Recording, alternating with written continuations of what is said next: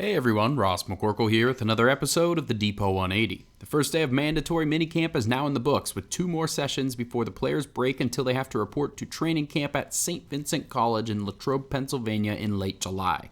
These are also the first mandatory sessions that players must report to or face fines from the team. For the Steelers, every player was present other than running back Najee Harris. But that is not a holdout or anything of that nature. Mike Tomlin said that Harris had a prior engagement and is expected to be back tomorrow with the rest of the team. Among those out on the field helping with minicamp were former Steelers Ryan Shazier and Ryan Switzer. Always nice to see former Steelers circling back to help with the team. Shazier has now been around several of the offseason activities, so maybe something to track along for a possible future role with the organization.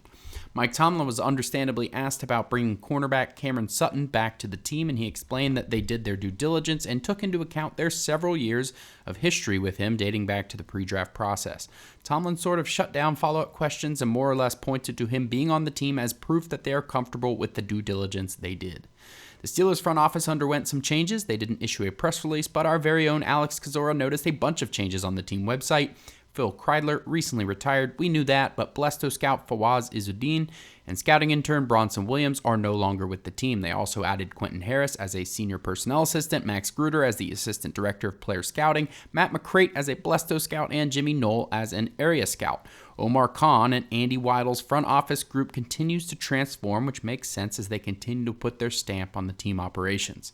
Mike Tomlin had his contract extended on Monday afternoon, so he will remain with the team through the 2027 season. It was a 3-year extension on top of what he already had with the 2024 on his previous contract. This reportedly makes him one of the highest paid coaches in the league. Some question why the organization would reward a coach that hasn't won a playoff game in 7 seasons, which is fair.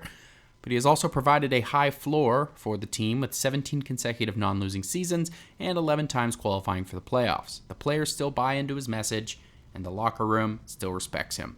This doesn't change the expectation that the team has to get back to their winning ways in the playoffs, but it is a sign from the Rooney family that they believe Mike Tomlin can ultimately get them there.